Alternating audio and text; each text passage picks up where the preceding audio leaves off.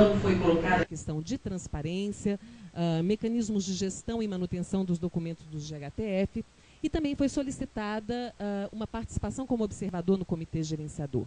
A decisão adotada pelo comitê foi de que delegados representantes dos interessados serão convidados a participar de determinadas sessões em reuniões futuras, com o objetivo de promover atualizações ou informes em temas de interesse. Para isso, os representantes desses setores deverão enviar, caso desejem promover atualizações ou informes, deverão enviar um requerimento via e-mail ao secretariado do IMDRF através do site do endereço imdrf.secretariat@tga.gov.au. Todas essas informações estão no site do próprio IMDRF. Próximo, por favor. Bom, foram definidos nessa reunião 5 itens iniciais de trabalho, compreendendo, no caso do primeiro item, a questão de tecnovigilância, que é a revisão do sistema NCAR, que é um relato das autoridades competentes quanto às situações de pós-mercado. Esse grupo de trabalho será coordenado pela União Europeia, participação de reguladores. A área que vimos a correlação na Anvisa é a UTVIG do NUVIG. Segundo tema, mapeamento para implementação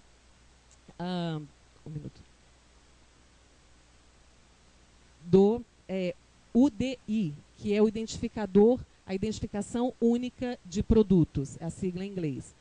Esse grupo também é um grupo que terá a presença de reguladores e também dos interessados, será coordenado pela União Europeia, participação da Anvisa, áreas identificadas GGTPS em conjunto com o NUREM. O terceiro item de trabalho trata de um programa único de inspeções, que seria uma forma de, dentro da ISO 13485, e de serem identificadas essas legislações nacionais que permitam uma ampliação das potencialidades das autoridades regulatórias com relação às inspeções. É um grupo que terá participação dos reguladores, coordenação dos Estados Unidos, participação da Anvisa identificada, CEPROD e GGTPS. Próximo. Quinto item de trabalho, são padrões reconhecidos. Nesse caso, será estabelecida uma lista de padrões internacionais utilizados pelos países que compõem o MDRF. Nesse caso, não será um grupo propriamente formado. As tratativas, essas informações serão trocadas de modo virtual. A União Europeia coordenará este trabalho, participação da Anvisa, GGTPS, com apoio de informações enviadas também pela UTVIG e pela CEPROD. Último item de trabalho, peticionamento de registro, também será um trabalho que buscará estabelecer padrões para transferência de dados que permitam esse peticionamento eletrônico de registros para produtos para a saúde.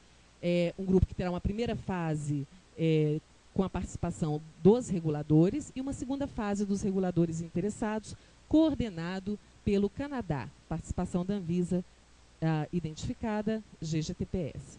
Próximo. A próxima reunião do... desculpe, pode voltar, por favor.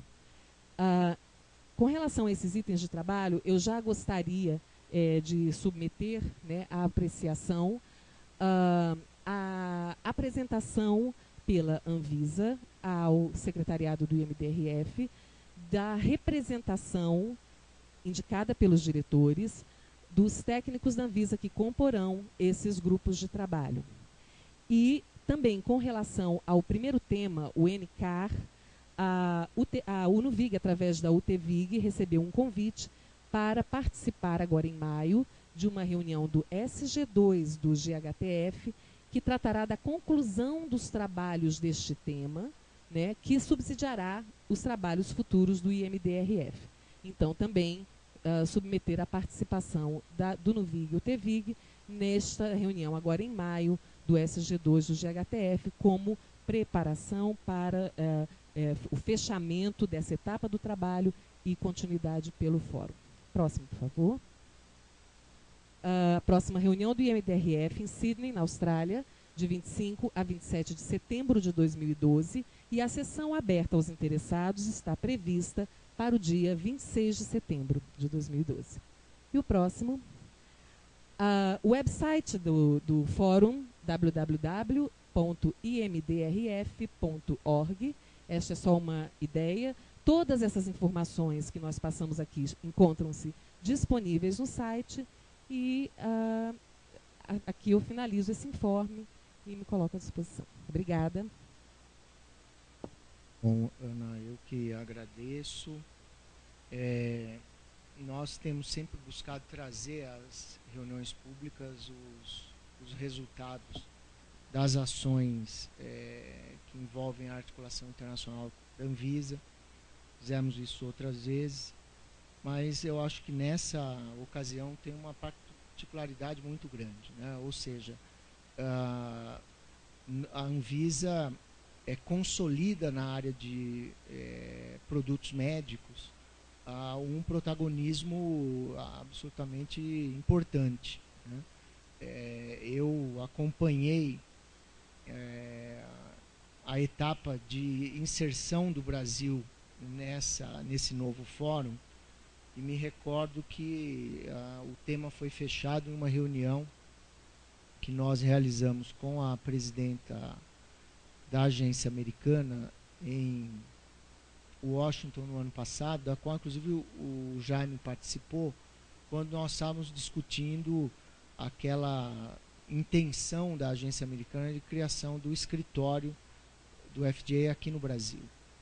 E naquela ocasião, quando nós dissemos à doutora Hemburg que a Anvisa tinha muita vontade de se manter em articulação e cooperação com as agências internacionais, mas que não havia nenhum sentido a instalação de um escritório do FDA aqui, uma vez que poderia sinalizar para o mundo todo que nós não tínhamos capacidade de realização da regulação e da vigilância sanitária da forma que deveria.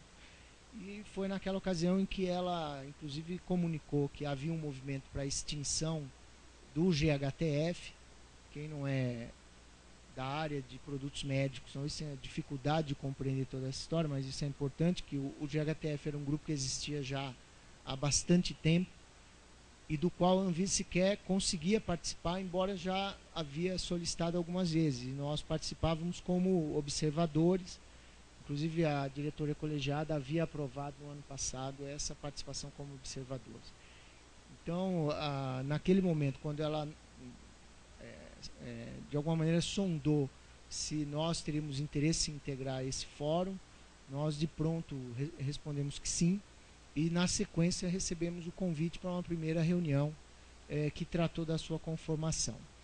E a Anvisa compor o conselho gestor desse fórum, juntamente com a Austrália, com o Canadá, com os Estados Unidos, com o Japão e com a comunidade europeia, coloca na área de dispositivos médicos, materiais médicos, a Anvisa no lugar onde nós esperamos sempre que a instituição esteja, no mesmo nível e com a mesma capacidade de intervenção das principais agências do planeta, né? E eu acredito que muito brevemente a Rússia e a China, que são observadores, talvez passem a compor esse conselho gestor também. E acredito que o trabalho que está aí desenhado, com a questão de registro, de vigilância pós-comercialização e inspeção como sendo os temas centrais, além da questão de preços, né, representam os grandes temas, desafios na área de produtos para a saúde ao redor do mundo. A questão da inspeção, particularmente, porque, diferentemente de medicamentos que têm uma situação muito mais de plantas dedicadas e linhas de produção, a área de equipamentos e materiais médicos são plantares, vamos dizer assim. Então, são equipamentos que são produzidos em 3, 4 plantas diferentes, com etapas de produção diferentes. E organizar um sistema de inspeção e de registro de produtos que possam ter uma cara mais global, certamente irá facilitar muito o trabalho da Anvisa. Hoje nós temos um estoque grande de inspeções a serem realizadas e nós imaginamos que esse futuro aí pode trazer soluções a desafios que estão colocados aqui para o Brasil, que importa material, né, é uma economia aberta, mas também exporta produtos. A indústria de equipamentos e materiais no Brasil tem uma capacidade de exportação bastante grande, e a nossa participação com essas outras agências certamente nos colocará aí muito brevemente num caminho de tratar muito mais apropriadamente a regulação e a vigilância sobre esse tipo de produtos. Eu queria parabenizar muito a delegação que foi chefiada pelo Clasman, por você, contou com a presença também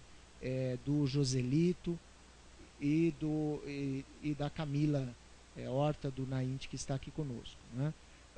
E acredito que o que está proposto até agora é um excelente caminho, e a gente só precisa ter reuniões mais próximas, né? Porque Singapura, Sydney, haja avião e viagem. E aí eu abro ao Jaime ou ao Agenor, se tem alguma outra manifestação, e posso fazer uso da palavra. Só muito breve. A Ana já tinha nos procurado, né, Ana, para tratar desse assunto anteriormente à reunião, porque o grupo que vai executar as ações decorrentes dessas negociações aqui dentro da Anvisa está para ser montado. Certamente os grupos de trabalho, não é isso? A GGIMP vai entregar esses grupos, porque essa estratégia geral de formação de uma rede em produtos para a saúde envolve diretamente questões relacionadas à inspeção. É essencial que envolva mesmo, porque registro, inspeção, a tecnovigilância, etc., e as aprovações para mercado estão totalmente relacionadas hoje em dia. E de fato está em total consonância com a política que a Anvisa vem adotando também no âmbito da OPAS, e que espera-se se expanda para o âmbito da OMS, de dar o devido valor para a questão da harmonização, não é? Mas investir numa formação de uma rede internacional de autoridades de referência, para que as informações circulem com muito mais velocidade e tenham muito mais qualidade dentro dessa rede, de forma que a gente possa, além de garantir uma maior eficiência da fiscalização desses produtos no mercado, uma maior celeridade na aprovação da introdução desses produtos no mercado, porque com essas trocas de informações, certamente a gente vai evitar muito a forma de controle que a gente tem hoje em dia, que é deslocar profissionais daqui ou dos outros países, deslocarem profissionais para ficar fazendo inspeções ao redor do mundo inteiro, sendo que dentro de uma rede dessa a gente consegue atingir o mesmo objetivo trocando informações com outras autoridades sanitárias. Então, a GIMP está e vai se envolver mais ainda nesse processo. Agenor, alguma manifestação? Sim. Bom, a Ana propõe 2 deliberações da diretoria colegiada, uma delas que é a aprovação do grupo técnico. Tem já os nomes, as indicações, Camila? Não, é a aprovação do procedimento que nós iríamos solicitar aos diretores as indicações, para que nos próximos dias possamos apresentar a coordenação, a secretariado do MDRF. Então tá ótimo. Então, independentemente de retorno à diretoria colegiada, os diretores, no caso o Jaime agora, que é a GGIMP, né? Não, e tem o Nurem também. Então, tanto o Agenor quanto o Jaime, independentemente de retorno à diretoria colegiada, informarem, assim que forem solicitados, os nomes dos integrantes dos grupos de trabalho de cada uma dessas áreas. E também autorizar desde já ao NAINT a abertura do processo de afastamento do profissional do NUVIG, que deve participar da reunião de encerramento do subgrupo 2 do GHTF, que é importante para a continuidade do trabalho no fórum, né? Eu não sei, o Clasman que teve na reunião, alguma manifestação adicional, Clasman? Tá bom.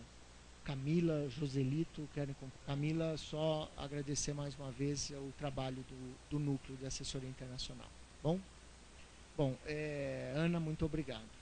Passamos ao item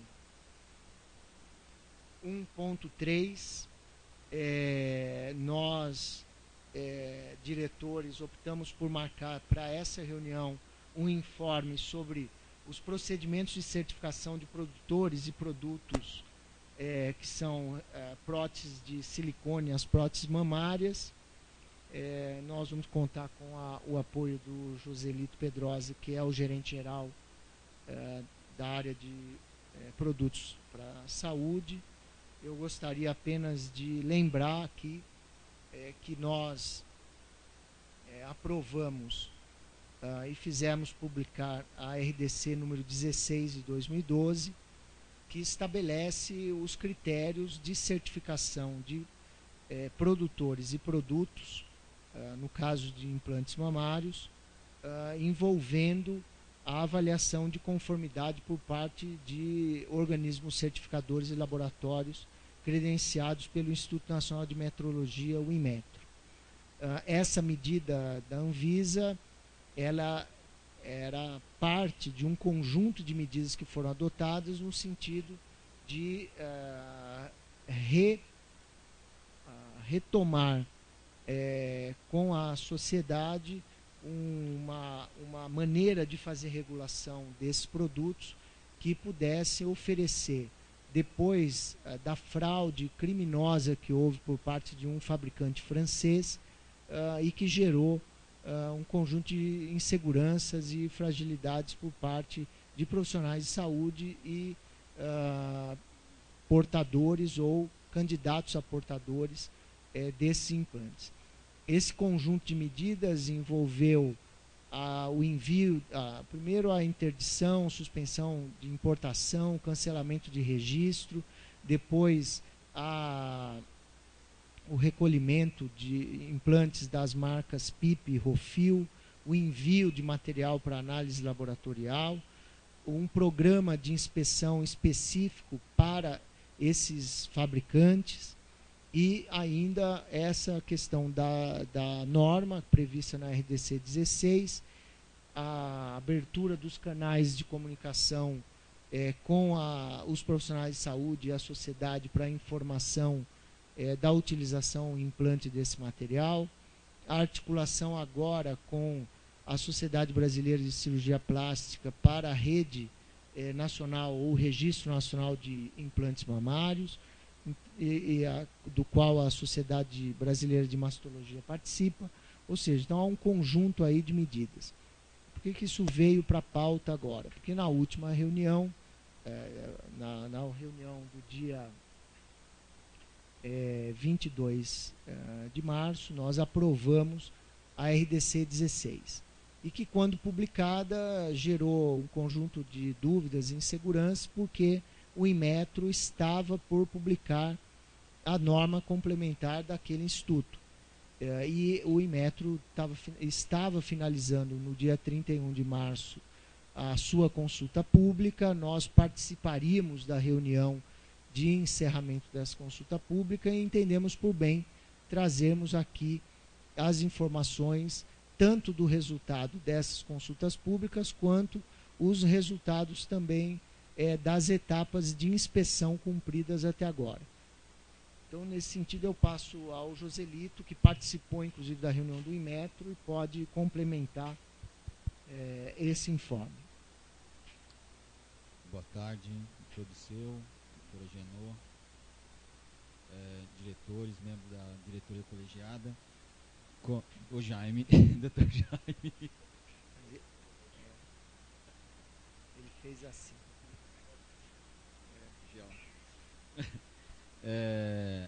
Dia 29 do mês de março, houve a consolidação da consulta pública do RAC do Inmetro, conforme tinha sido informado na última reunião da diretoria colegiada. O resultado da reunião da consolidação da consulta pública do Inmetro foi a finalização, então, dos requisitos de avaliação de conformidade para implantes mamário a partir da resolução 16 da Anvisa desse ano. Houve 12 contribuições de 69 instituições, entre fabricantes, serviços, profissionais de saúde, com relação ao RAC do Inmetro. O RAC trata, entre algumas coisas, de todos os critérios e classificações com relação à avaliação da conformidade, da lógica da certificação desse tipo de produto, de implantes mamários, e também foi discutido em paralelo a publicação de uma portaria do Inmetro, já definindo os organismos certificadores para fins de certificação e aceitando a deliberação da diretoria colegiada dos laboratórios que irão realizar os ensaios serem designados pela Anvisa. Então, ao mesmo tempo que será publicado o RAC do Inmetro, sairá a publicação dos 2 organismos certificadores já identificados e dos 4 laboratórios designados e acreditados pelo Inmetro para fins de certificação. A informação que eu tenho do Inmetro nesse momento é que está finalizando a avaliação jurídica, pela área jurídica do Inmetro, e que a publicação sai nos próximos dias. Então, se não sair até quinta-feira, provavelmente segunda-feira, a gente tem essas 2 publicações. No caso da certificação e do resultado da consolidação da consulta pública do Inmetro, é isso. Nós tivemos várias discussões, o tema foi bem crítico, muito discutido, as contribuições foram todas relevantes e a adequação da consulta pública também gerou um documento que eu creio que vai atender não só a expectativa daquilo que foi deliberado aqui pela Anvisa, mas também as expectativas de conformidade e segurança das próteses que serão utilizadas pela população no Brasil. Joselito, só então, sintetizando, a norma da Anvisa já está em vigência, a conclusão da consulta pública do Inmetro possibilitou a publicação das normas complementares que tratam daquele instituto, já indicando 2 organismos certificadores e 4 laboratórios que são validados pela Anvisa para a realização dos testes. É isso? É exatamente isso. Tá, e agora as empresas que puderem comercializar implantes no Brasil, elas deverão então, a partir da publicação, buscar a contratação desses organismos e dos laboratórios. Isso. O próximo passo agora da certificação é a partir da publicação do RAC e dos organismos certificadores, os fabricantes que possuem certificado de boas práticas de fabricação procurarem o organismo certificador, fazer a contratação desse organismo certificador dentro do Sistema Brasileiro de Avaliação da Conformidade para fins da certificação do seu produto. Jaime. Eu queria entender direitinho os fabricantes que possuem certificados de boas práticas de fabricação. Não, essa é a segunda parte do informe que eu pedi para o Joselito trazer em relação à certificação de boas práticas de fabricação e o programa de inspeção que a diretoria aprovou aqui, que já tem praticamente 50% dele concluído. E aí tem uma avaliação da área, juntamente com a inspeção, e que eu acho que é importante que a diretoria colegiada tome conhecimento e possa, inclusive, se manifestar a respeito disso. Hoje, nós temos 20 fabricantes de prótese mamária, com 49 importadores, sendo desses 49 importadores. Dos 20 fabricantes de prótese mamária, 2 são brasileiros, 2 são fabricantes nacionais. Dos 18 internacionais, nós já realizamos 8 inspeções nas plantas internacionais. Tem mais 5 programadas para o mês de abril e 5 fabricantes ainda não se manifestaram, né? Desses 8 que foram inspecionados, 3 foram avaliados pela equipe com um sistema de qualidade do seu processo fabril robusto e que há a possibilidade, a sugestão da equipe de deliberação para a certificação de boas práticas de fabricação. Desses 8 ainda, esses 3, a gente tem mais 5 que estão em processo de avaliação e 4 deles há já um consenso de que existe a necessidade de entrar em exigência para que os fabricantes façam a sua adequação do seu sistema da qualidade e que aí depois a equipe da área de inspeção em conjunto com a GTPS possa verificar se há possibilidade ou não de fazer a publicação da certificação de boas práticas. Do universo de quantos? 9 já inspecionados? 8 já inspecionados. 3 com indicação, a tendência é de do ok. Certo. E o restante? A finalização da inspeção dele aconteceu na sexta-feira passada, então a gente ainda está sobre análise, a gente não tem a finalização do relatório, então não tem como informar. Outros 4 vão entrar em exigência, a deliberação da equipe aqui entra em exigência para adequação do sistema da qualidade dos fabricantes e aí posterior avaliação para uma possível certificação da planta. Jaime, deixa eu resumir então, olha. Nós temos 3 fabricantes que já têm certificação de boas práticas. 2 brasileiros, um no Rio de Janeiro, um no Paraná, e um laboratório na França. Eles já foram inspecionados pela Anvisa, foram de novo agora e não tem problema, mas eles já têm certificados de boas práticas de fabricação. Foram inspecionadas 8 outras fábricas nesse período agora por decisão da diretoria. Dessas 8, já foram avaliados 7 relatórios. 3 devem receber a certificação de boas práticas de fabricação porque não apresentaram nenhuma inconformidade, nenhum problema durante a inspeção. Outras 4, as equipes que foram inspecionadas detectaram problemas que precisam ser resolvidos antes de uma certificação, de uma possível certificação. Um outro foi inspecionado, mas a inspeção terminou agora sexta-feira. Tem outras fábricas que já pediram a certificação e serão inspecionadas agora no mês de abril, e tem um conjunto de fábricas que sequer pediram a certificação de boas práticas de fabricação.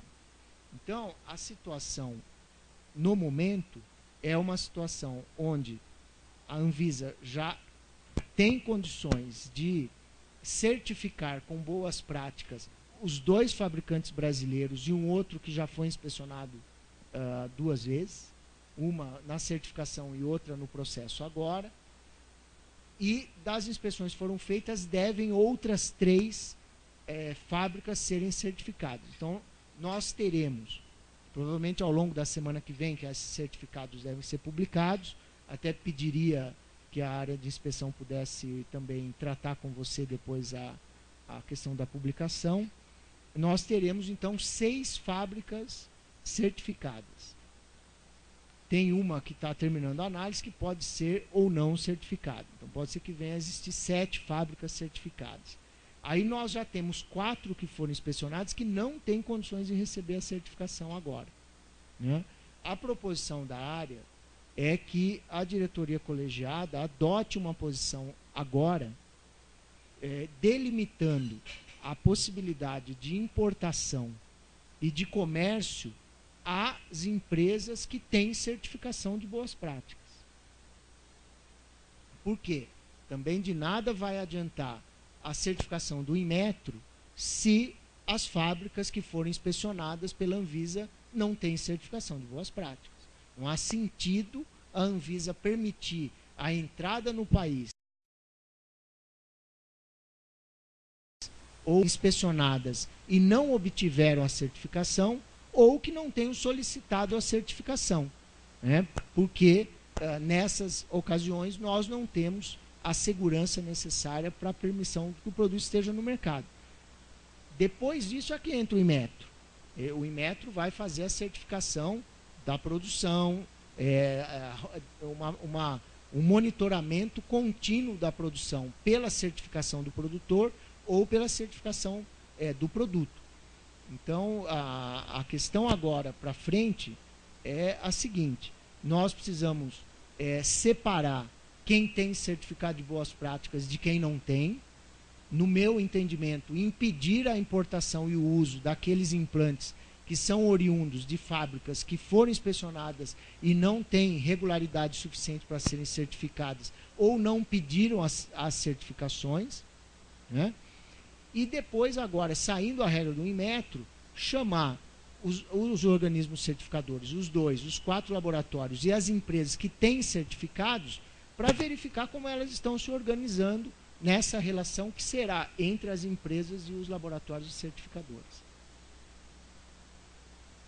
Alguma questão adicional, Joselito? Não, a ideia desse cenário que você apresentou é a gente conseguir monitorar o mercado em toda a sua cadeia produtiva. Considerando que a gente vai ter um leque de empresas que poderão comercializar o seu produto, porque nós já inspecionamos, já verificamos o seu sistema da qualidade, verificamos que é robusto, que não é uma única empresa, que mesmo dentro do território nacional nós não temos um só fabricante, então não decorreria de um monopólio de venda de produto, e que nos próximos dias nós teremos mais de 50% das plantas certificadas, né, ou seja, em torno aí de 70% do total das plantas já avaliadas, que a gente consiga ir acompanhando esse sinal do mercado e monitorando as condições de segurança desse produto comercializado no mercado. Então, para a manifestação dos diretores e dos demais que queiram usar a palavra. Jaime, Agenor, o Agenor e Jaime. Eu quero sim. Algumas observações, tá? O assunto está pautado aqui no item 1.3 da nossa pauta como um informe. Sim. Né? E eu estou encarando isso como um informe. Então, sem conteúdo deliberativo, eu não vou deliberar sobre isso nessa reunião, mas se a proposta for de deliberação, eu gostaria de olhar com mais profundidade esse processo, eu gostaria de pedir vista. Um outro ponto importante também diz respeito ao seguinte: na RDC 16, se eu não me engano, em algumas das minutas que apareceram, em algumas das minutas que circularam, havia uma proposta de condicionar a importação de produtos já registrados à certificação. Ou talvez essa proposta tenha aparecido, inclusive, naquelas ações iniciais que a gente estava tomando em relação às próteses, não é? E naquela ocasião eu lembro que isso foi pautado na diretoria colegiada e não foi bem sucedido o tema. Nós optamos até por uma estratégia alternativa a essa questão da certificação. Eu tenho a impressão que a gente precisa, em relação às PIPs, em relação a essas próteses, ter um mapeamento mais completo das alternativas regulatórias que a gente tem a respeito da entrada desses produtos no país. Né? Porque, por ocasião da RDC número 16, quando foi aprovada, nós tínhamos a impressão de que a condição para a entrada desses produtos no país seria a certificação do Inmetro. Não é? E que isso nada tinha a ver com a certificação de boas práticas procedidas pela Anvisa, uma vez que os produtos estão registrados aqui na Anvisa. Então, a minha proposta é que, em relação a esse ponto específico, o informe esteja dado e que eu e outros diretores, se tiverem interesse também, tenham a condição de verificar, aprofundar no exame desse tema, de forma a avaliar se essa é, de fato, a melhor alternativa regulatória para tratar a questão da importação de próteses de silicone. Agenor.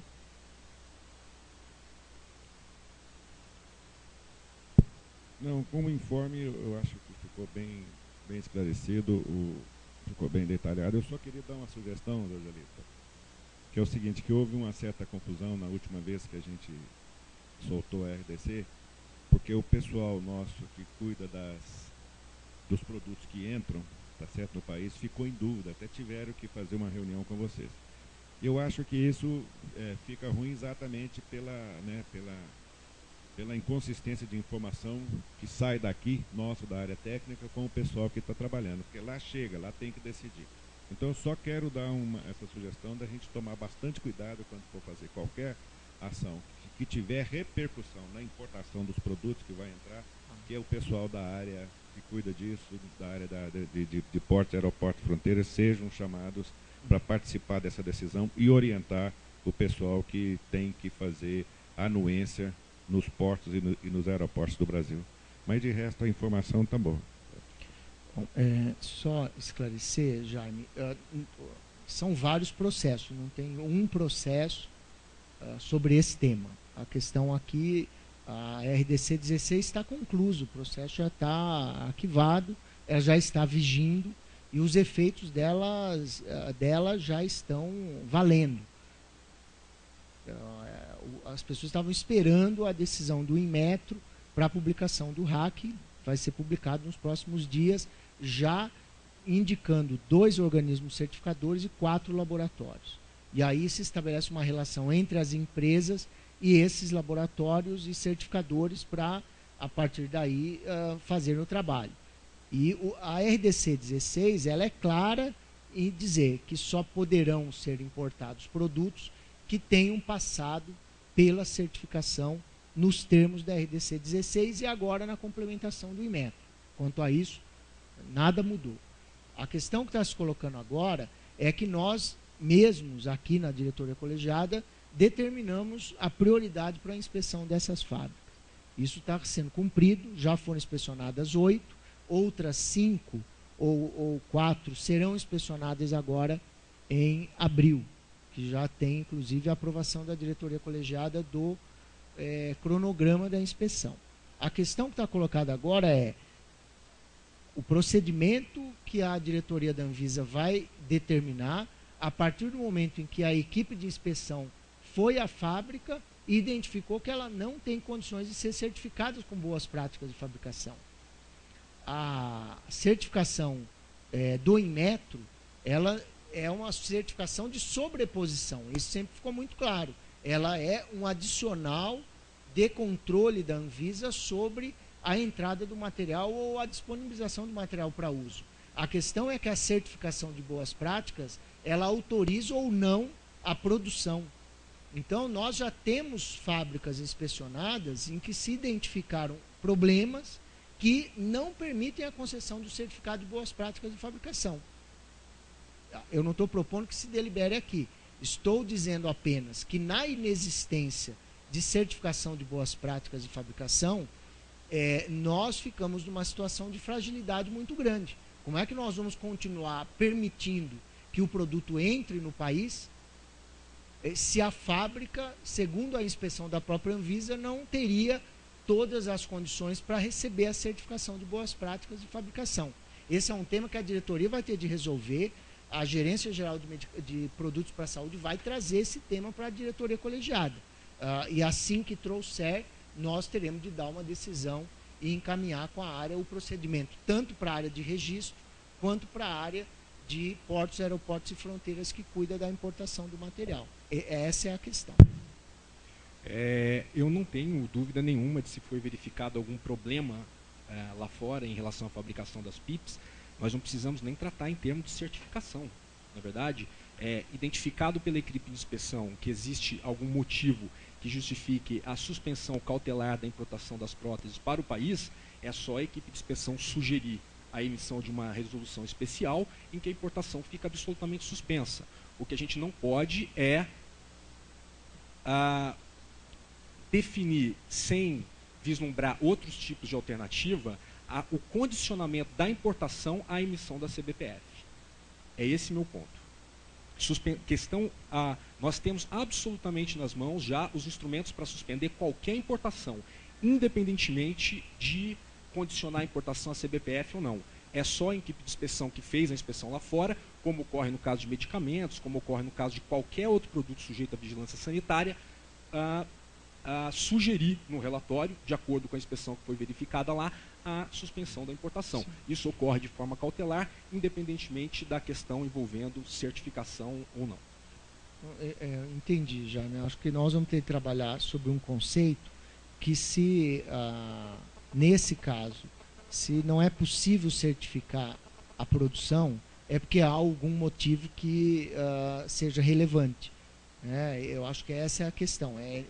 Nós estamos falando a mesma coisa com abordagens diferentes. Quando eu digo se há regularidade para a fabricação que permite a certificação, significa que a inspeção foi feita e não se detectou nenhum problema. Para aquelas fábricas que não vão obter a certificação, a não obtenção é vinculada a algum problema que está detectado lá e que, portanto, impede, no meu entendimento, a emissão do certificado e, por consequência ou não, a importação do produto. mas a ideia é que esses relatórios se concluam e essa situação vai ser demandada à diretoria colegiada também. Acho importante que venha para a diretoria colegiada como item de pauta para deliberação, e é importante também lembrar que nem todas as vezes que nós fazemos uma inspeção internacional em que a planta não é certificada, isso necessariamente acarreta em suspensão das importações. Sim. Certo? Nós vamos ter que discutir se a aplicação desse conceito para as PIPs serve para outras, para as próteses, serve para outras situações também. Porque a equipe de inspeção às vezes não faz a certificação ou cancela a certificação, mas mesmo assim não encontra motivos para suspender de imediato a importação do produto. Então a gente tem que considerar isso como uma política geral da agência, muito mais do que um caso específico de produtos importados que tiveram problema. Joselito?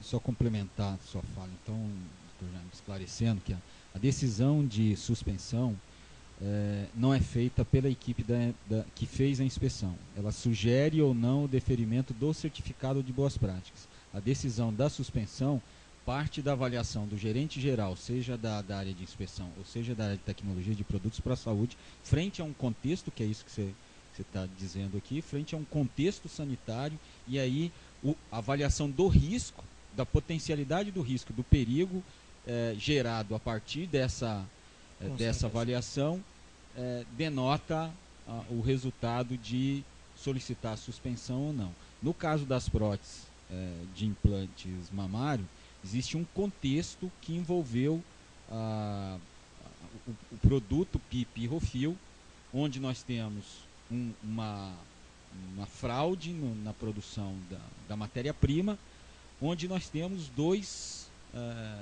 fornecedores internacionais somente de matéria-prima.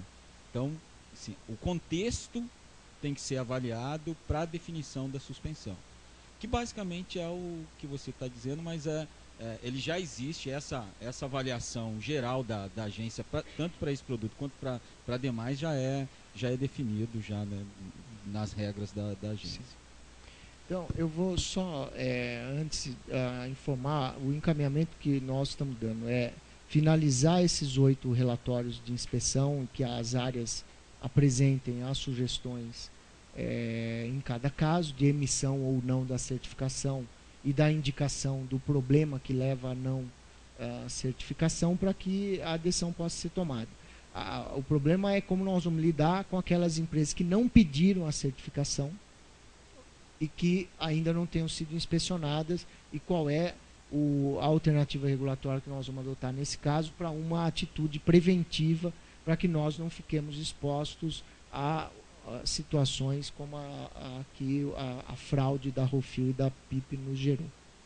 Eu acho que a questão das empresas que não pediram certificação, até ela é uma questão menor, porque nós podemos sair daqui e fazer inspeção, se nós julgarmos conveniente, fazer inspeção mesmo em empresas que não pediram certificação. Eu acho que a principal questão que a gente vai ter que se debruçar é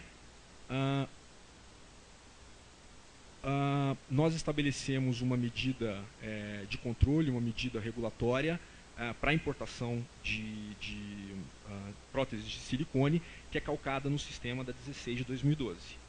Certificações do Inmetro. Né? Por que agora nós estamos discutindo uma medida complementar? Pode ser que ela tenha toda a razão de existir, não é? Pode ser que, de fato, seja necessária uma medida complementar.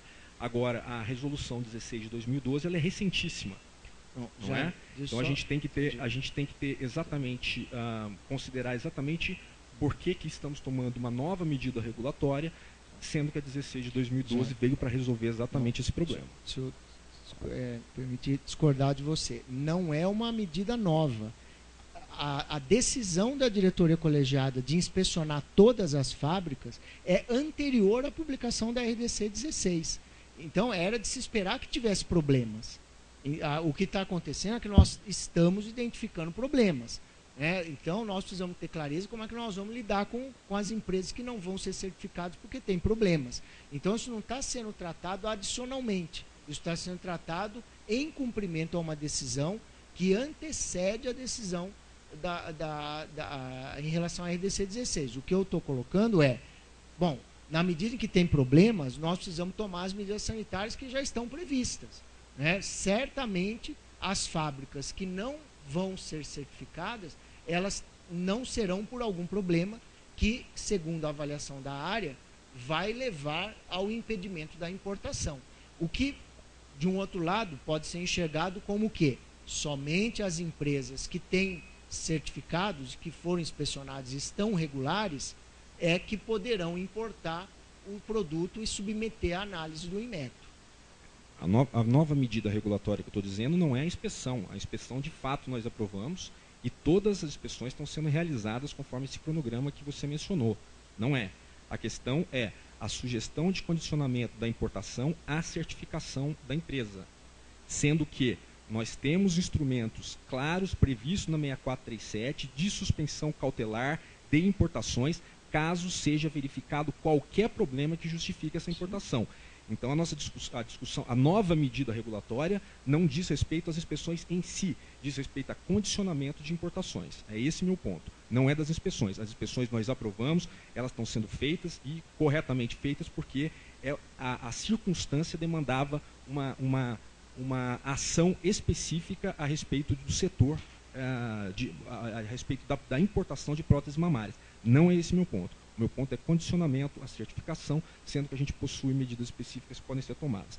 De qualquer forma, eu estou entendendo que o tema vai voltar para debate na diretoria colegiada e nessa circunstância a gente vai poder aprofundar todo esse debate. Tá ótimo. Genor, alguma consideração adicional? Joselito?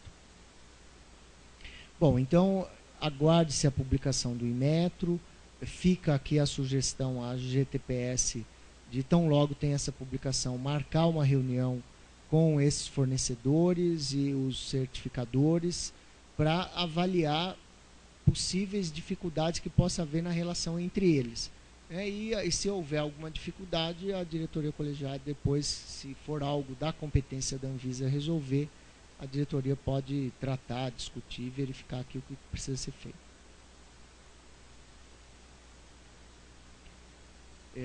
Obrigado, Joselito, e mais uma vez agradecer também as equipes que têm participado dessas inspeções. Passamos ao item 2.1, uma consulta pública que dispõe sobre a priorização da análise técnica de petições de registro de medicamentos no âmbito da GGMed. Nós temos uma apresentação que vai ser feita pelo Ricardo Borges, que é gerente de tecnologia farmacêutica da Gerência Geral de Medicamentos. Ricardo.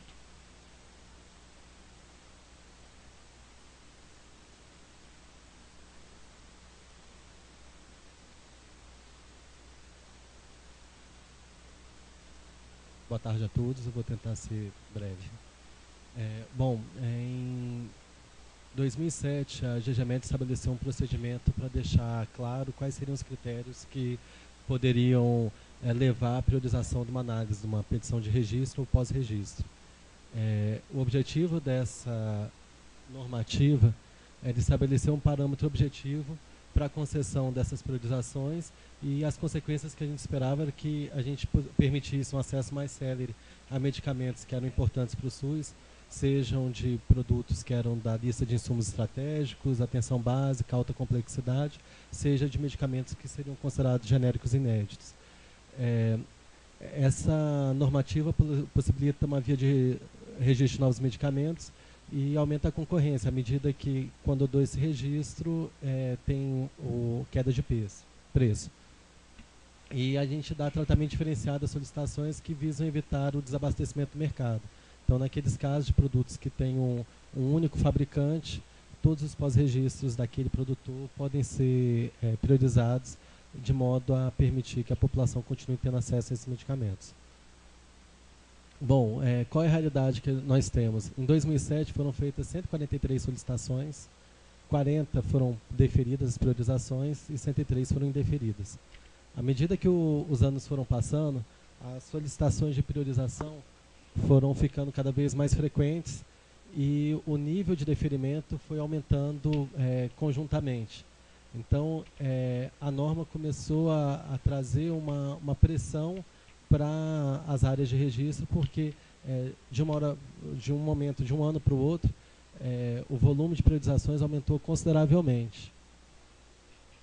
Pra vocês terem uma ideia, quando eu comparo a quantidade de priorizações que foram deferidas com a quantidade de solicitações de registro nos anos entre 2007 e 2011, nós temos inicialmente um volume pequeno de priorizações, 5%, até que em 2010 praticamente 1/3 de todas as solicitações de registro de genéricos tinham uma priorização deferida.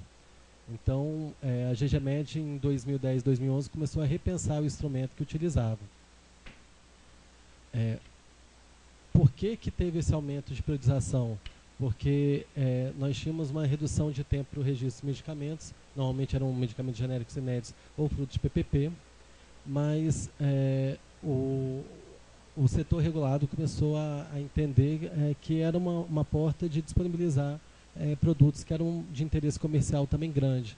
Então, cada vez mais nós tivemos um aumento dessas priorizações e, com isso, os produtos que não eram priorizados começaram a ter um aumento do tempo de análise. Né? E a gente agora está revisando a norma de modo a possibilitar que a gente tenha uma norma que reduza essa quantidade de priorizações deferidas. Né? Então, qual que é o objetivo da atualização da norma? É uma alteração de modo a resultar na priorização de produtos, somente os produtos estratégicos. É uma adoção de critérios de pontos de modo a direcionar a priorização para produtos de maior impacto no SUS. Hoje a norma estabelece que se você se enquadra em qualquer um dos parâmetros, você tem o seu produto, a sua priorização aceita. O que isso quer dizer? A gente tem uma lista enorme de produtos que são insumos estratégicos, são mais ou menos 1.200. A gente tem toda a lista de assistência básica à saúde, que também é grande, e dentro da atual situação, a norma está permitindo priorizar tanto um imunossupressor quanto um antipertensivo, um produto para dor, um anti-inflamatório. Então, nós adotamos um piloto em caráter experimental em 2011, que já visava estabelecer quais seriam os parâmetros mais adequados para trabalhar as priorizações. Então, o que a gente fez? Nós utilizamos exatamente os critérios que estão sendo propostos e a gente observou que se a gente mantivesse o perfil de deferimentos que era visto em 2010, em 2011 nós teríamos priorizado 465 produtos. Com o parâmetro que foi utilizado, foram priorizados somente 237. Então, o que a gente observou foi uma redução pela metade desses produtos priorizados e a gente acha que com isso a gente tem uma norma que é mais adequada ao interesse público. Basicamente é essa a proposta. A novidade da proposta é um anexo que vocês tiveram acesso, e nesse anexo a gente estabeleceu critérios de ponto. Então, dessa forma a gente entende que a gente continua possibilitando a priorização de produtos de atenção básica, desde que nós tenhamos outras situações agregadas, do tipo ser um produto que é um insumo estratégico também, um produto que vai ter apresentações fracionáveis, de modo a realmente direcionar as priorizações ao que o SUS necessita. Obrigado, Ricardo. Nós temos uma solicitação de manifestação nesse item do senhor Henrique Tada, da ALANAC. Concedo a palavra ao senhor Henrique por 5 minutos.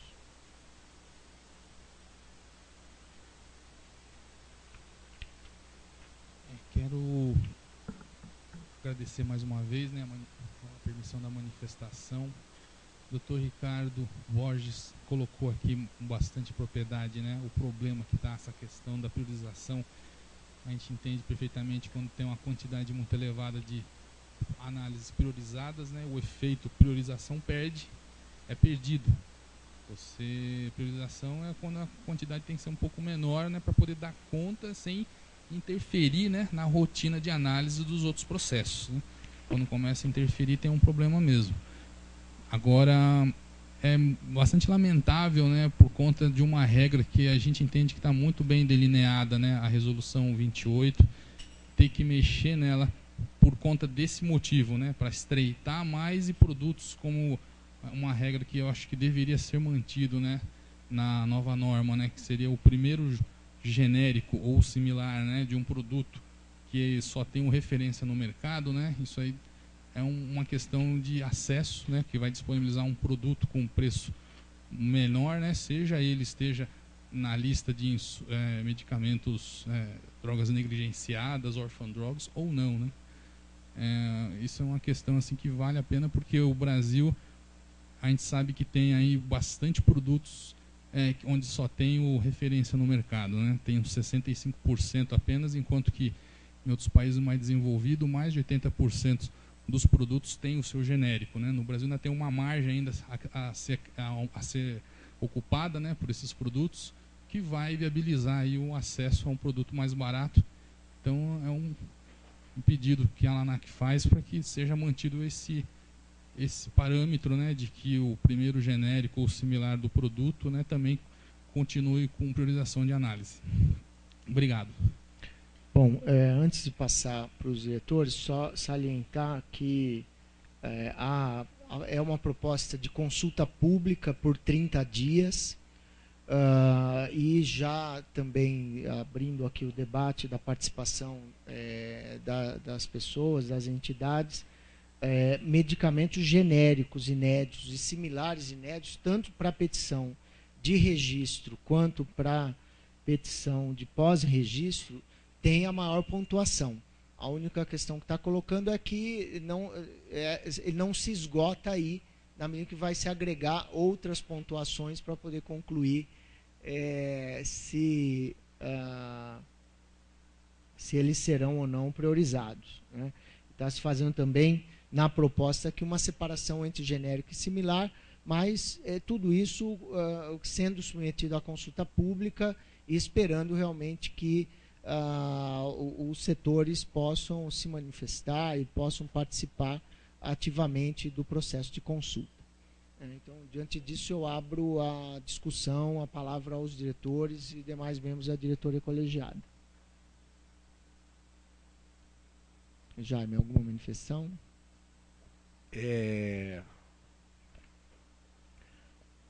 Entendo importantíssima a norma de priorização. Acho que certamente da consulta pública advirão muitas contribuições, porque certamente quem demanda a Anvisa em termos de peticionamento de registros vai identificar pontos importantes, detalhes que às vezes passam despercebidos por nós que manejamos o processo internamente. E creio que, eu não sei se isso está sendo considerado ou não, eu creio que pode ser até um procedimento que a GGMed já utiliza.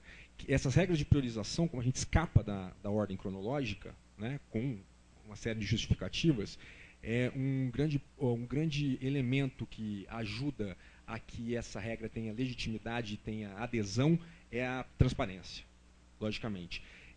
Se eu não me engano, a GGMed já publica a lista de pedidos, não, mas a lista integral de pedidos para registro, ou não?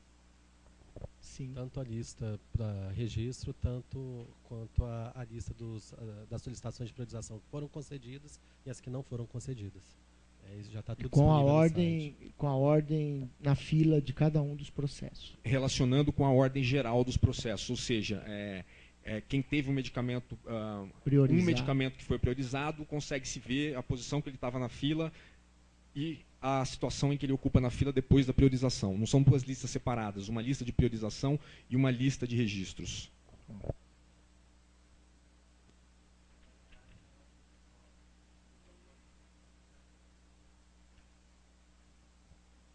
Na verdade, é uma lista só.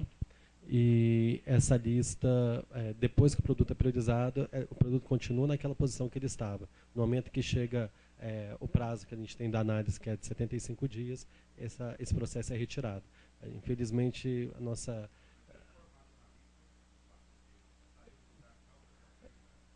É informado qual é a posição dele e tem uma lista falando que aquele expediente foi priorizado. Então, a gente consegue, pelo menos, associar a ideia de que ele saiu antes porque ele foi priorizado. Tá, eu estou entendendo o seguinte. Fica claro que determinado registro foi priorizado. É isso. Ok. É isso. A Genor. alguma... Bom, então eu processo de votação, a proposta de consulta pública por 30 dias, de norma que dispõe sobre a priorização da análise técnica de petições de registro de medicamentos no âmbito da Gerência Geral de Medicamentos. Jaime. Agenor. De acordo. Então, aprovada a submissão do texto à consulta pública por 30 dias e encaminhe-se para publicação.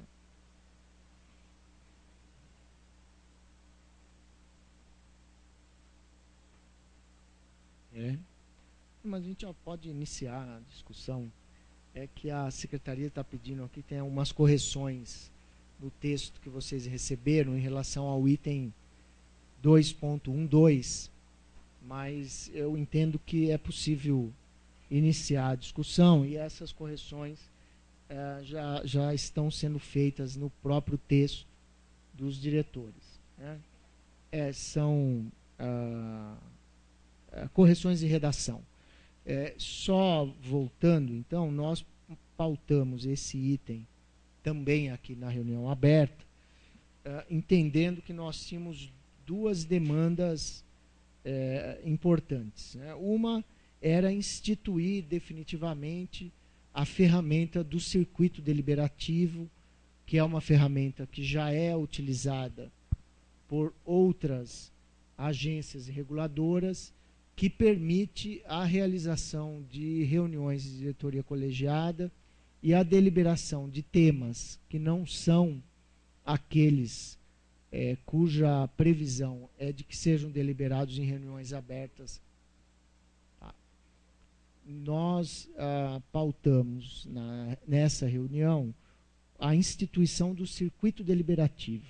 Eu estava explicando que é uma ferramenta de deliberação da diretoria colegiada que permite que aqueles temas que não são objeto de deliberação em reunião de diretoria colegiada aberta possam ser deliberados a partir do conhecimento do tema, da documentação ofertada por meio dessa ferramenta de circuito deliberativo por meio da internet, por meio digital, de acesso exclusivo, restrito e controlado por parte dos membros da diretoria colegiada, e isso traz agilidade e retira da pauta das reuniões presenciais um conjunto de temas que podem ser deliberados a partir do circuito, como já ocorre em outras agências.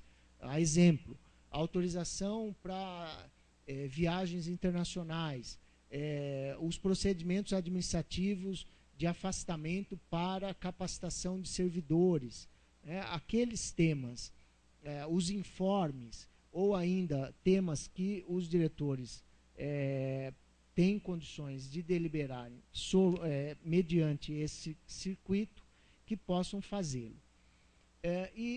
Quando esse assunto foi levado, então, à Procuradoria, na proposição dessa portaria que institui o circuito deliberativo, houve consenso de que a melhor alternativa seria a inclusão do circuito deliberativo na portaria 136 de 2011, que é a portaria que traz o regramento do funcionamento das reuniões de diretoria colegiada.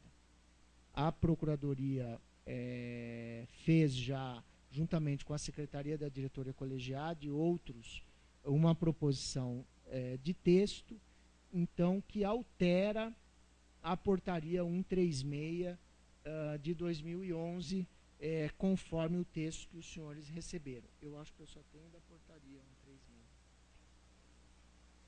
Esse já está mudado. Tá bom. Bom, então, se nós observarmos aí na seção 5 na verdade, no capítulo 3 da proposta de texto que está aí, institui-se o circuito deliberativo.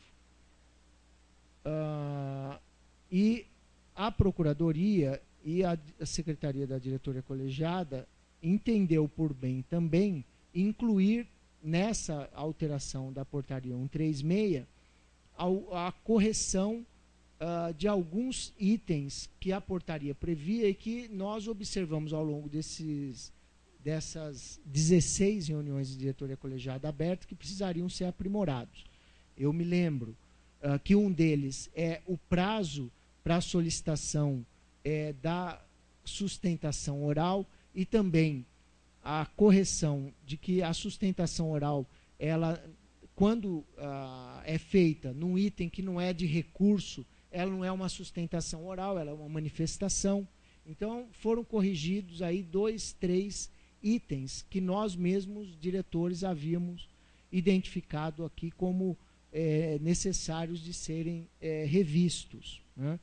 E, diante disso, surge, então, a proposta dessa nova portaria com os seus 36 artigos, prevendo, então, a revogação da portaria 136.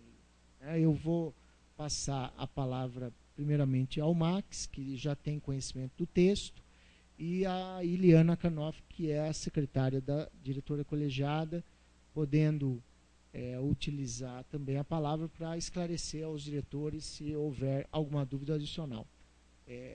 Max, Iliana.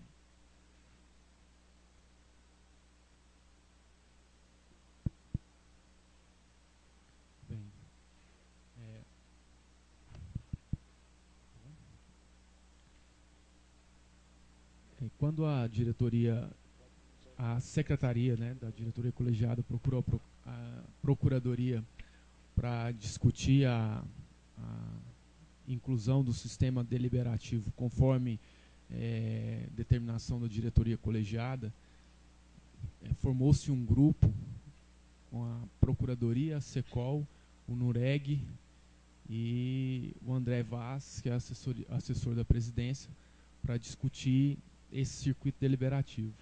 E a procuradoria sugeriu naquele momento que o circuito deliberativo deveria fazer parte da portaria 136, que é quem regula os trabalhos da diretoria colegiada. E o circuito deliberativo é um procedimento utilizado, que poderá ser utilizado pela diretoria colegiada na decisão, nas suas decisões.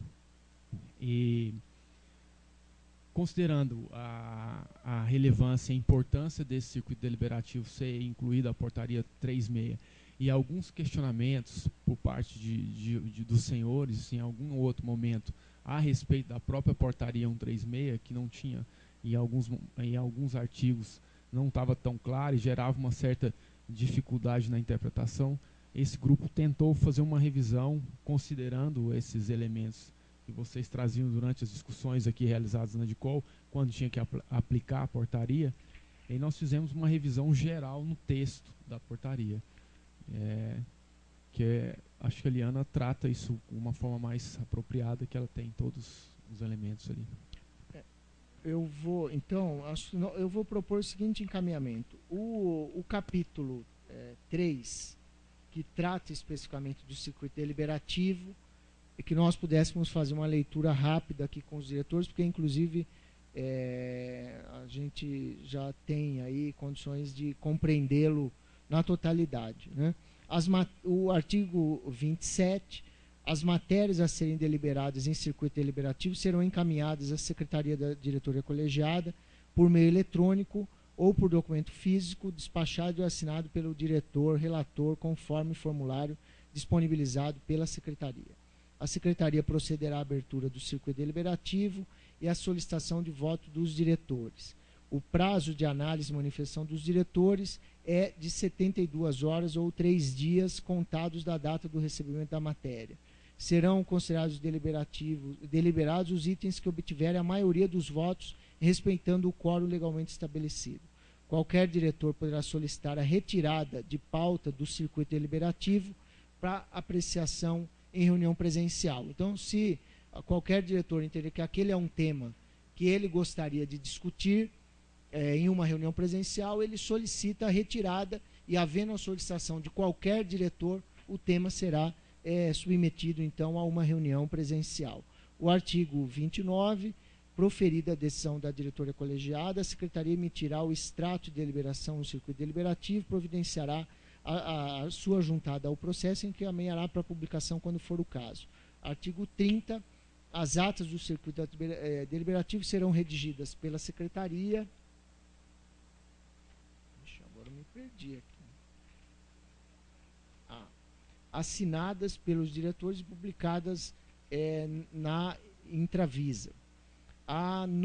Aí, daqui para frente, continua igual. O que estava na portaria. Só vou pedir a Iliana que nos indique exatamente quais foram os itens alterados da portaria 136 original, que é a portaria, inclusive os senhores estão aqui presentes, e quem acompanha as reuniões é a portaria que rege a participação e a organização dessas reuniões que são abertas. Por isso nós entendemos que esse era um tema que poderia ser objeto de deliberação em uma reunião aberta. Iliana. Tá bem. Se os senhores quiserem acompanhar, existe uma cópia nos documentos dos senhores que traz todas as alterações feitas na portaria 136. Então, lá no capítulo 1, teve uma pequena alteração no artigo 2º, onde foi incluído o circuito deliberativo. Então, o artigo 2º ficou: a diretoria colegiada reunir-se-á por meio de reuniões presenciais e por meio de circuito deliberativo. E o parágrafo único traz o conceito do circuito deliberativo, que corresponde ao procedimento decisório da diretoria colegiada, caracterizado pela coleta de votos dos diretores em meio eletrônico. A partir daí, no artigo 4º, houve uma pequena alteração, onde foi incluído as reuniões abertas ao público, porque aqui, anteriormente, tinha reuniões abertas, faltava o público, então foi, na verdade, acrescentado. Aqui no parágrafo único não houve alteração. O capítulo 2º, houve, na verdade, nós retiramos um parágrafo que tinha aqui.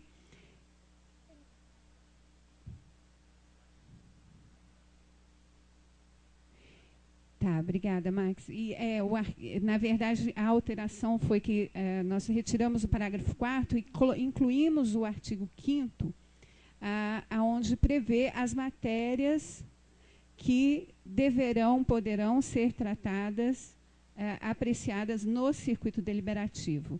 Então, é o inciso 5º que limita aos assuntos de gestão. Os assuntos regulatórios não entram para a deliberação no circuito deliberativo. A partir daí, não tivemos mais alterações em relação ao texto anterior. Aqui também só alteração de forma, não teve alteração de texto. Na seção 2 também, nós acrescentamos aqui no parágrafo 1º do artigo 12, que tem a próxima alteração, onde está colocado que antes nós utilizávamos o termo um dia útil. Então, o parágrafo 1º trata, vou ler o artigo e o parágrafo para entendimento. Artigo 12, a pauta das reuniões presenciais abertas ao público será aprovada pela diretoria colegiada e divulgada no sítio eletrônico da Anvisa com antecedência mínima de 5 dias úteis da realização da respectiva reunião. Parágrafo 1º. O juridicamente interessado em objeto da pauta de julgamento poderá requerer sustentação oral por meio de pedido dirigido previamente à Secretaria da Diretoria Colegiada, através de endereço eletrônico disponibilizado para esse fim, com antecedência mínima de 48 horas do previsto para o início da reunião. Anteriormente, esse prazo estava um dia útil. A próxima alteração tem no parágrafo 4º do artigo 12 ainda, que ele trata dos pedidos de julgamento em sigilo, e essa foi uma inclusão onde o texto ficou: os pedidos de julgamento em sigilo deverão ser motivados e previamente encaminhados no prazo e forma estabelecido no parágrafo 1º. Então, altera aqui a questão, não poderá mais haver simplesmente um pedido de julgamento em sigilo feito aqui na hora ou sem justificativa. Exige-se o cumprimento do prazo de 48 horas de antecedência e a motivação da solicitação do julgamento em sigilo. A próxima alteração, artigo 16.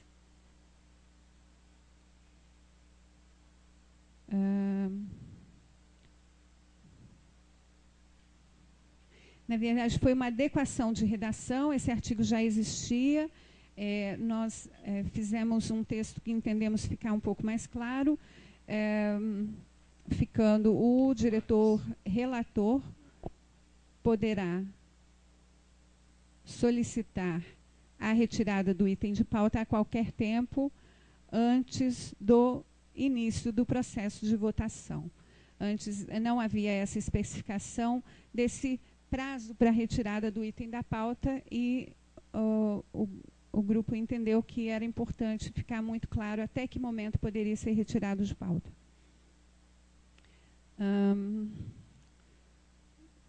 Seguindo no texto, então, basicamente, isso.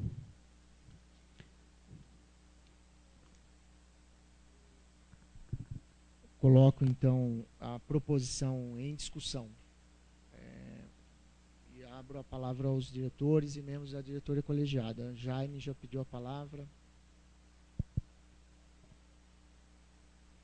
Essa é o circuito deliberativo, primeiramente, vai trazer acho que vai trazer um ganho enorme para a gente, né, em função da gente poder concentrar nas reuniões presenciais a pauta que, de fato, justifica a gente estar reunido numa sala para discutir. Né?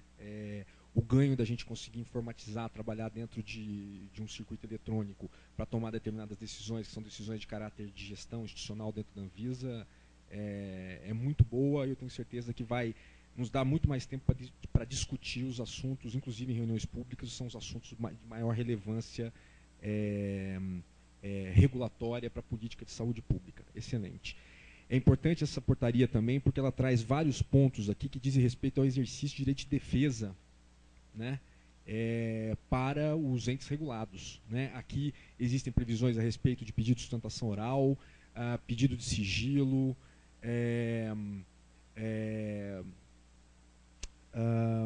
tinha um terceiro também que eu tinha anotado aqui, pedido de sigilo, manifestação oral. Bom, de qualquer forma, elementos que são essenciais para o exercício de direito de defesa aqui, que a gente tem visto o ganho que isso tem tido quando a oportunidade de julgamento de recurso é na diretoria colegiada e que o setor regulado pode vir aqui, os interessados nos processos podem vir aqui se manifestar. Eu tenho duas observações a respeito de disposições aqui. A primeira é do parágrafo, no artigo 11, tá? Parágrafo único do artigo 11. Uhum.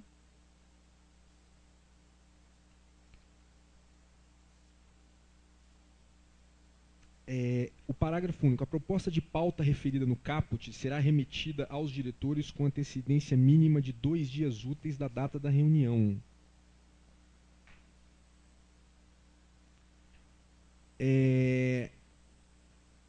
A proposta de pauta das reuniões presenciais para a deliberação de atos de gestão feita pelo diretor-presidente será submetida à aprovação da diretoria colegiada no início da reunião. Tá? A proposta de pauta será remetida aos diretores com antecedência mínima de 2 dias úteis da data da reunião. Isso. Eu creio que a gente precisava de mais um prazo do que apenas esses 2 dias úteis aqui. Jaime, eu vou falar do lado que me cabe aqui. Né? A questão é o seguinte, isso pode ser mais, não tem problema. Só que nós tentamos deixar esse prazo o mais próximo possível da reunião, porque os diretores encaminham o tema para a pauta, inclusive na própria reunião. Então, nós tínhamos discutido, quando fizemos a 136, se nós íamos permitir a inclusão de item na pauta na hora da reunião ou não. Eu acredito que com o circuito deliberativo vai ser possível ampliar esse prazo, sim, porque muitos dos temas que vêm aqui são temas de gestão de cada um dos diretores que, como vai ter a reunião na terça-feira, chega um assunto na segunda, quer incluir na pauta. Então, eu não vejo problema em estender esse prazo. Esse prazo depende muito do que está colocado no artigo 9º, que é o prazo para que os diretores terão para pedirem à secretaria a inclusão de item na pauta. Porque nós adotamos como 3.000 um conceito importante. Anteriormente, quem fazia a pauta da reunião da diretoria colegiada e o próprio regimento interno, o decreto previa dessa forma, era o diretor-presidente. Aqui nós instituímos que os diretores fazem a pauta, só que precisa de uma organização por parte dos diretores para isso. Então, a secretaria faz a pauta e eu encaminho, na qualidade de presidente, a vocês. Esse prazo aí depende muito, acho que do circuito deliberativo resolver uma parte e do quanto que o fato de existir o artigo 12, que no fim as pautas são aprovadas no início da reunião, o quanto que isso vai ser mais ou menos flexível. Eu não vejo isso como um problema. O que eu acho que é ruim, muitas vezes, é receber a documentação com 2 dias úteis de antecedência e, de fato, não há tempo hábil, muitas vezes, para uma leitura e uma apropriação. Então, se quiser estender esse prazo, não há problemas. Isso demanda sempre que os próprios diretores terão de tomar cuidado no envio da solicitação da pauta e da documentação. Eu acho que vai valer a pena a gente investir num planejamento melhor do envio e estender aqui para 3 dias úteis. De pautas para a diretoria colegiada e estender para 3 dias úteis. Tá. O que significa, em se mantendo as reuniões às terças-feiras, que a pauta terá de ser fechada na quinta-feira da semana anterior. A partir do que não vai mais aparecer na pauta e vai ter que ser incluído aqui na hora. Mas não vejo problema nenhum. Eu já estou acatando a proposição.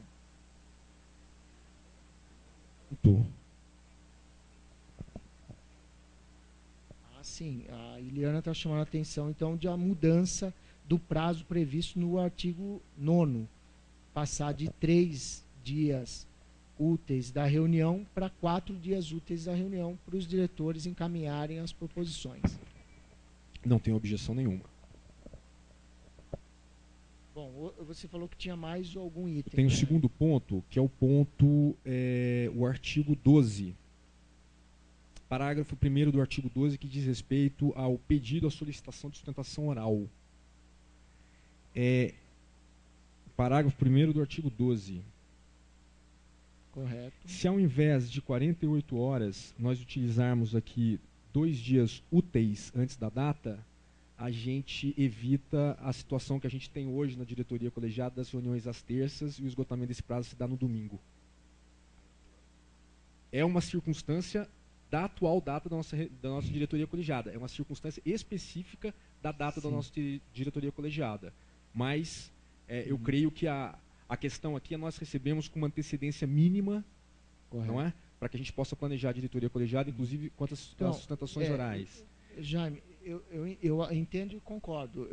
A dificuldade é a seguinte: talvez nós tenhamos de colocar o prazo aqui. Porque o que acontece? Tem 2 dificuldades. É a questão do dia útil, vai até meia-noite. Então, se nós temos na reunião na terça-feira, 2 dias úteis anteriormente, será à meia-noite do domingo. Não, desculpa, da sexta-feira. Então, particularmente, eu não vejo problema em fazer isso. Acho que tem de ficar claro, porque quem levantou essa dúvida da última vez, acho que foi o Agenor, até que horas que pode? Bom, pode até meia-noite. Então, o 48 horas aí seria no sentido de fixar um horário também, porque a pauta, quando ela é publicada, ela indica o horário de início da reunião, ela não tem um horário fixo. Um dia pode começar de manhã, né? Então, era no sentido de dizer, olha, como você sabe que horas a reunião começa, você tem 48 horas. Agora, de fato, essa questão do domingo é um tanto quanto complicado. Aqui, com essa antecedência mínima de 48 horas do horário previsto para início da reunião, isso aqui dá domingo, 2h30 da tarde. No horário do almoço, ou seja, o pessoal, ao invés de almoçar, fica Ou seja, escrevendo. Nós vamos ter contato com esse pedido na segunda de manhã. Na segunda de manhã. Né? E se a gente colocar prazo mínimo de 2 dias úteis antes, nós vamos ter contato com esse pedido, 2 dias úteis, dá o quê? Segunda, sexta, até quinta-feira, ou seja, sexta-feira nós já vamos ter contato com esse pedido, porque vai dar quinta-feira, meia-noite, 2 dias úteis antes da data da reunião. Eu creio que para a administração das sustentações orais é preferível. Sim. Não vai na... 2 dias úteis antes da data. Tá, não, é quinta-noite. 2 dias úteis, nossa reunião na terça. 2 dias úteis antes, segunda, sexta. É no mínimo 2 dias úteis. Portanto, quinta-feira, meia-noite. Bom, eu não vejo isso, problema. Max. Tomarem conhecimento do tema e se manifestarem. Como nós não temos data fixa para a reunião, um dia a reunião vai ser na quarta, vai dar problema, vai cair no domingo também. Úteis não vai cair nunca no domingo, no domingo, né? Mas tudo bem. Eu só estou fazendo a consideração de que, na verdade, esse prazo de antecipadamente 42 horas, ele é um prazo que tem uma parcela que é morta por conta de ser domingo, é isso. Correto. Mas eu não tenho nada contra mudar para 2 dias úteis, não. Não sei, Agenor. Não, eu também não. Eu até tinha feito essa observação para fazer essa colocação, até mais para facilitar as pessoas, né? Porque se nós estamos propondo que vamos ter 5 dias de antecedência, 5 dias úteis para fazer a pauta, se nós colocamos 2 dias úteis para as pessoas manifestarem, eles só terão 2 dias. Para tomarem conhecimento. Para tomar conhecimento, discutir e colocar. Só isso que eu fico na dúvida. Então, sim, se nós estamos pedindo...